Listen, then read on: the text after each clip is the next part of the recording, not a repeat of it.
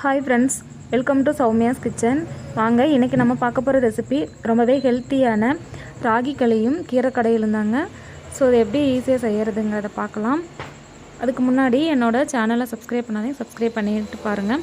இப்போ பாருங்கள், அம்மா வந்து கீரை காட்டில் வந்து ரொம்ப ஃப்ரெஷ்ஷான கீரை வந்து பறிச்சுட்டு அதை நம்ம கீரை கடையில் செய்ய போகிறோம். அதனால் இதில் பார்த்திங்கன்னா நிறைய கீரை, பசலைக்கீரை, அதுக்கப்புறம் தண்டுக்கீரை, இந்த மாதிரி நிறையா விதமான கீரைகள் இருக்கும். அதெல்லாம் பறிச்சுட்டு நம்ம செய்யும்போது டேஸ்ட்டு சூப்பராக இருக்கும்.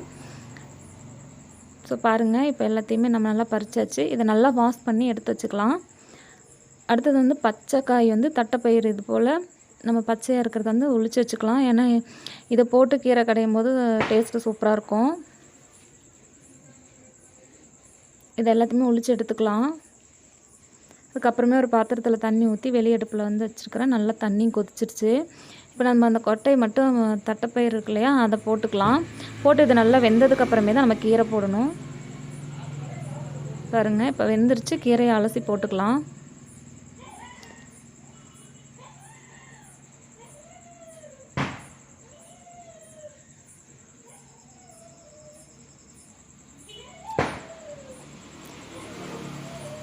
இப்போ பார்த்திங்கன்னா ஒரு ஒரு அந்த மத்துலேயே, நம்ம கடையிற மத்துலேயே வந்து அப்படியே திருப்பி கொடுத்துக்கலாம். ஸோ இப்போ வந்து நம்ம பச்சை மிளகாய் சேர்த்திக்கலாம். காரத்துக்கு தேவையான அளவுக்கு சேர்த்திக்கலாம். அதுக்கப்புறம் நிலக்கடலை வந்து நான் வந்து கொஞ்சம் ஒளிச்சு வச்சுருக்கிறேன் ஃப்ரெண்ட்ஸ். பச்சை நிலக்கடலை இது சூப்பராக இருக்கும். கிராமத்துலலாம் இது போல் தான் செய்வாங்க.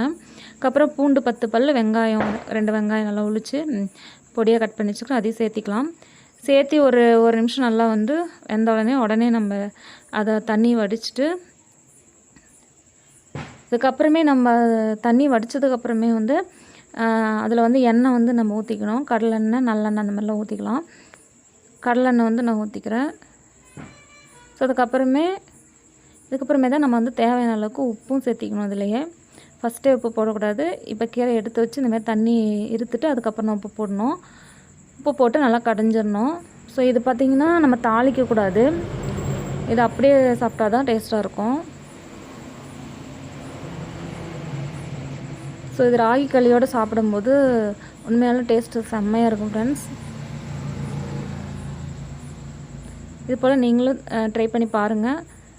கண்டிப்பாக நம்மளோட சேனல் பிடிச்சிருந்தா, வீடியோ பிடிச்சிருந்தா கண்டிப்பாக சப்ஸ்கிரைப் பண்ணிக்கோங்க ஃப்ரெண்ட்ஸ்.